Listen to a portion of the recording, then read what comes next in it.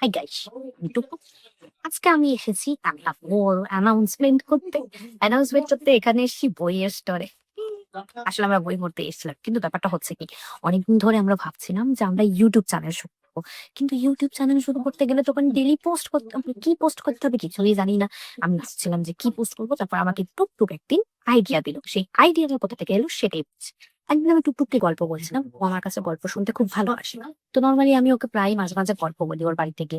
একদিন গল্প শোনার পর ও বলছে যে, বাবা তুই কত ভালো গল্প বললি, কোথা থেকে বললি? তারপর আমি বললাম যে, ভালো ভালো লাগলো কিনা বল। তখন ও বলছে যে, কার গল্প এটা, কোথা থেকে শুনলি? তারপর টুকটুক আমাকে বললো ওর কাছে একটা আইডিয়া আছে। তখন আমি বললাম, কি আইডিয়া আছে?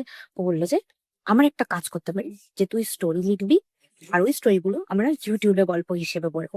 তখন আমি ভাবলাম যে আইডিয়াটা তো ভালো, আমি গল্প লিখতেও ভালোবাসি, ও শুনতেও ভালোবাসে। টুকটুক আর আমি ডিসাইড করেছি যে আমাদের ইউটিউব চ্যানেলটাকে একটা স্টোরি টেলিং চ্যানেল বানাবো, যেখানে তোমরা যারা যারা বই পড়তে বা গল্প শুনতে ইন্টারেস্টেড তারা সাবস্ক্রাইব করে দাও। সো বেসিক্যালি আইডিয়াটা ছিল আমারই, কিন্তু আমি ভাবলাম টুকটুককে বলি, যেহেতু ও খুব ভালো স্টোরি টেলিং করতে পারে, আর যেহেতু আমার অডিয়েন্স আছে অন্যান্য ভিডিও লাইক কর, তো আমি বললাম টুকটুক যে ইউটিউব চ্যানেল করা যেতে পারে। এডিটিং তো আমি করি সিরিজ, সো দেখা যাক কীরকম নয়। চ্যানেল নতুন আছে, চ্যানেলকে সাবস্ক্রাইব করে দিও অ্যান্ড সাপোর্ট ফলো যাক, আরও গ্রো করতে পারে। এটা একটা নতুন কিছু স্টার্ট আপ, জানি না কিরকম ফিডব্যাক আসবে, বাট আশা করি তোমরা কলেজ সাপোর্ট করো। Piece up.